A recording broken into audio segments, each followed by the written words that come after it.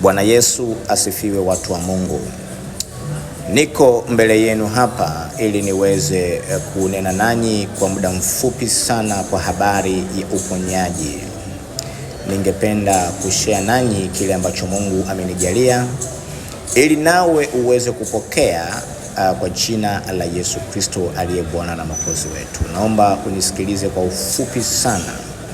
Na kwa klipu hii fupi, mwisho tu kabisa baada ya yote na maombezi ya muda mfupi, utapokea uponyaji wako wa chochote kinachokusumbua, ugonjwa wowote unaokusumbua, utapokea uponyaji wako haraka sana. Naomba unisikilize kwa muda mfupi sana. Kitabu cha Mungu, kitabu cha Biblia kinatuambia katika Waebrania 11 mstari wa 1. Basi imani ni kuwa na hakika ya mambo yatarajiwayo, ni bayana ya mambo yasiyoonekana. Mtu wa Mungu, naomba unyanyue kiwango chako cha imani sahihi ninapozungumza na wewe uliye mgonjwa, wewe unayesumbuliwa na tatizo lolote, wewe ambaye una changamoto yoyote ya kiafya. Naomba muda huu unyanyue kiwango chako cha imani, maana baada ya maombi haya utapokea uponyaji. Kikubwa tu ufate maelekezo ya mimi ambaye ni mtumishi wa Mungu.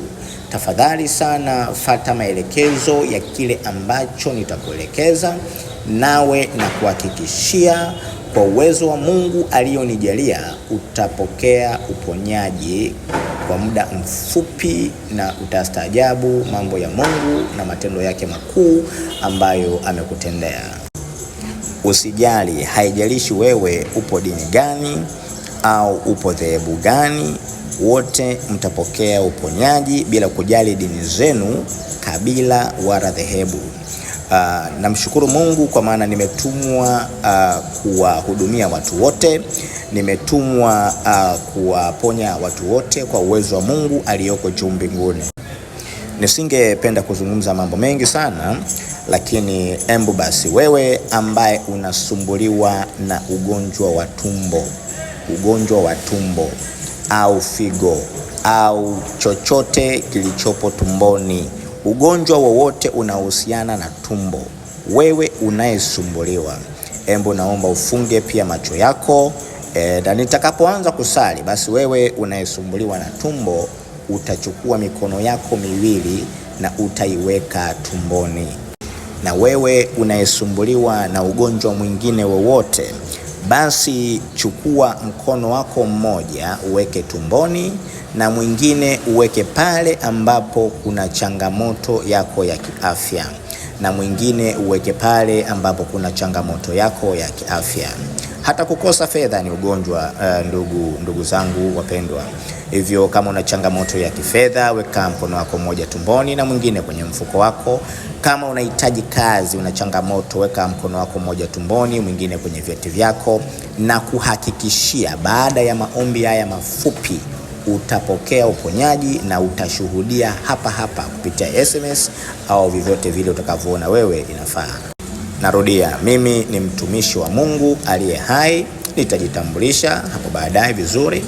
Sijaweka sura yangu kwa sababu sura si muhimu sana. Kilicho muhimu hapa ni maombi ambayo ninaenda kuyatoa sasa, na kupitia maombi haya utapokea uponyaji. Hichi ndio kitu cha muhimu sana ambacho nimeona kifanyike kwa habari ya leo. Sasa naomba funga macho na ufate yale maelekezo ambayo nilikuwa nimekufahamisha, na tunasali katika jina la Yesu Kristo, Mungu wa Nazareti uliye hai. Baba, katika jina la Yesu Kristo, Mungu wa Nazareti uliye hai, Mungu ninayekuabudu, Mungu ninayekusifu, Mungu ninayekutukuza, Mungu ninayekufahamu, Mungu unayeponya, Mungu unayejibu, Mungu unayetenda, Mungu mwenye uwezo wote, Mungu ambaye tenda mambo makuu na ya ajabu.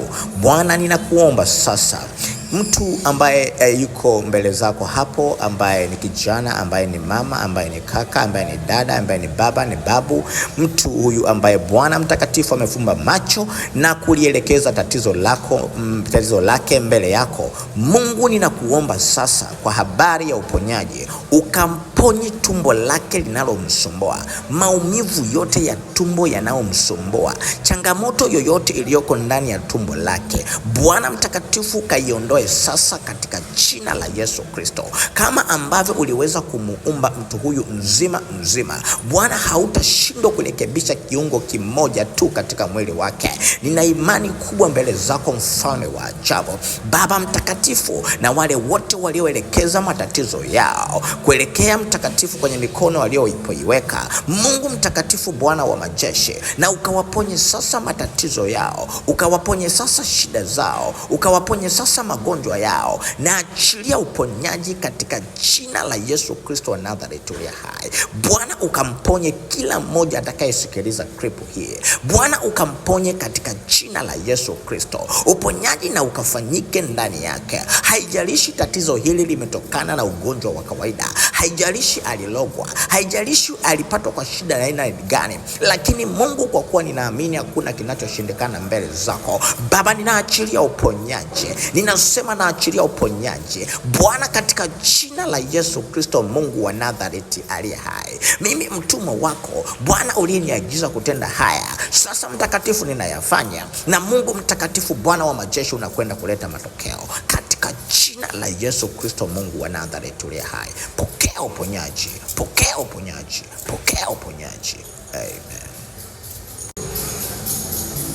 Amina, watu wa Mungu. Maombi yamekuwa ni mafupi, lakini na kuhakikishia kabisa kwa maombi haya mafupi umepokea uponyaji wako, na naomba utoe ushuhuda wako hata kupitia SMS au kupitia namba yangu ya simu. Shuhudia ili na wengine pia wabarikiwe kupitia ushuhuda huu. Na ukumbuke aliyekuponya ni Mungu wa mbinguni aliye hai. Mimi ni mtumwa wake tu, mimi ni mtumwa wake tu. Kwa hiyo ukumbuke sifa na utukufu tumrudishie yeye Mungu wetu aliyoko juu mbinguni. Na wapenda sana, na klipu hii mpostie na mwenzio ili naye aweze kupokea uponyaji.